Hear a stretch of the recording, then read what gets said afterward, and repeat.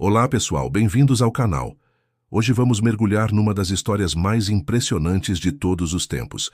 Uma saga de traição, sofrimento, ascensão e, acima de tudo, perdão.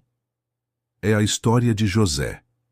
A nossa jornada começa com uma família marcada pela preferência. José era o filho favorito de seu pai, Jacó. Para mostrar seu amor, Jacó deu-lhe uma túnica única, colorida e especial. Esse presente, porém, era como um alvo nas costas de José. Para piorar, ele tinha sonhos grandiosos, sonhos onde seus 10 irmãos mais velhos se curvavam diante dele. Jovem e talvez um pouco ingênuo, José compartilhava esses sonhos, sem perceber que estava alimentando a inveja e o ódio que cresciam no coração deles. A tensão explodiu em um dia fatídico. Jacó enviou José para encontrar seus irmãos, que pastoreavam o rebanho longe de casa. Ao vê-lo se aproximar, a inveja se transformou em uma conspiração mortal. "Lá vem o sonhador", disseram eles. "Vamos matá-lo e ver o que acontece com seus sonhos." Rúben, o mais velho, tentou intervir.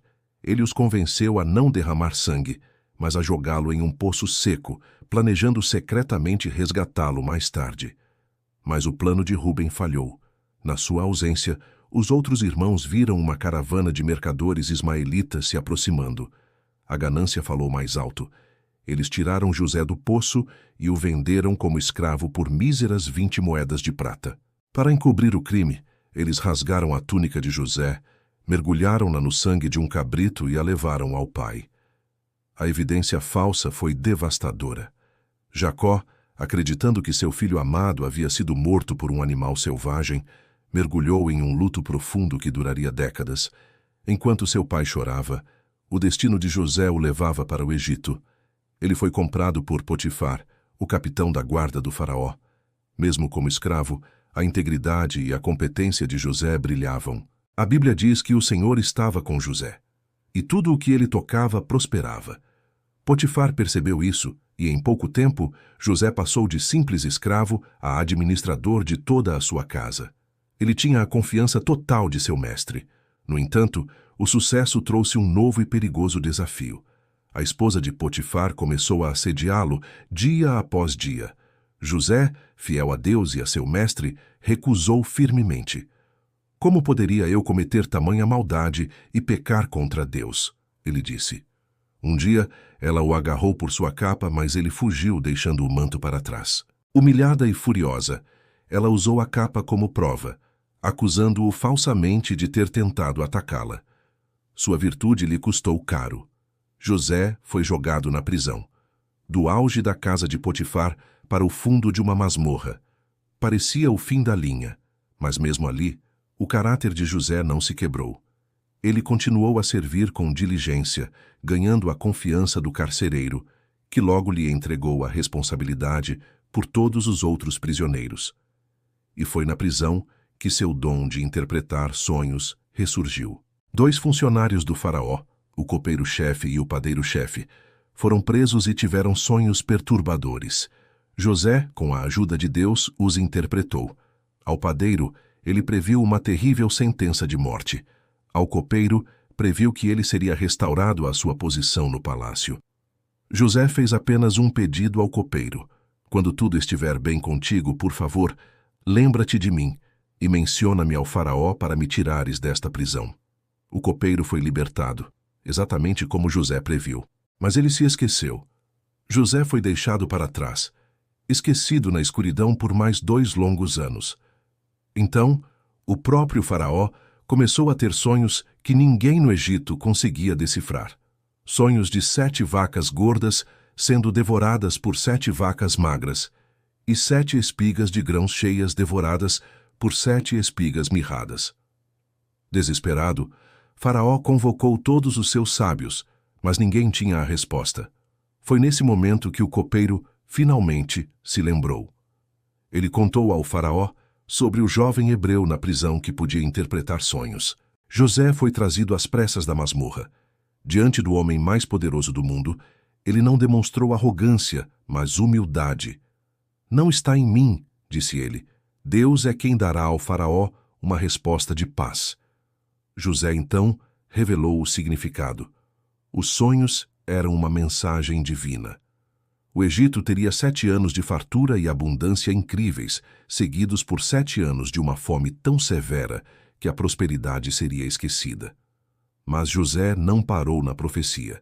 Ele apresentou um plano de ação estratégico. Ele aconselhou o faraó a nomear um homem sábio para supervisionar o armazenamento de 1/5 de toda a colheita durante os anos bons, criando reservas para os anos de escassez.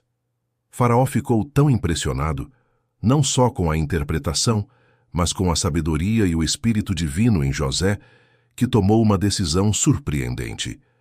Ele olhou para José e disse: haverá alguém com mais discernimento e sabedoria do que tu? Tu estarás sobre a minha casa, e todo o meu povo se governará pela tua palavra. Naquele dia, o escravo hebreu, o prisioneiro esquecido, tornou-se o governador de todo o Egito, o segundo homem mais poderoso do mundo. Os 7 anos de fartura vieram, e José administrou o armazenamento de grãos com perfeição. Então, como previsto, a fome chegou. Não apenas no Egito, mas em todas as terras ao redor. E foi a fome que trouxe o passado de José de volta à sua porta. Em Canaã, a família de Jacó estava sofrendo.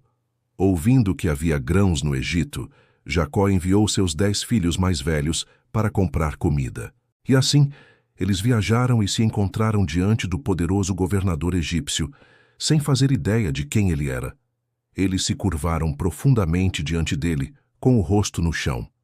Naquele instante, o sonho de infância de José se cumpriu. José os reconheceu imediatamente, mas se conteve. Ele precisava saber se seus irmãos haviam mudado. Seriam eles ainda os mesmos homens cruéis que o venderam? Ele os testou.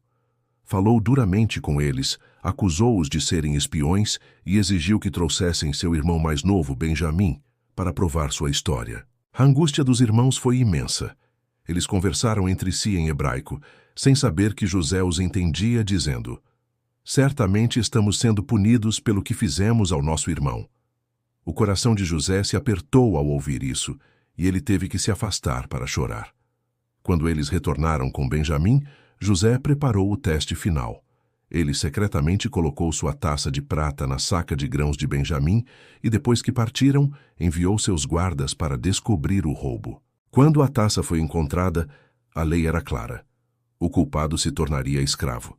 Era o momento da verdade. Será que eles abandonariam Benjamim como o abandonaram? Foi então que Judá, o mesmo que sugeriu vender José, deu um passo à frente. Em um discurso emocionante, ele falou do amor do pai pelo filho mais novo e de como a perda de Benjamim mataria o velho Jacó.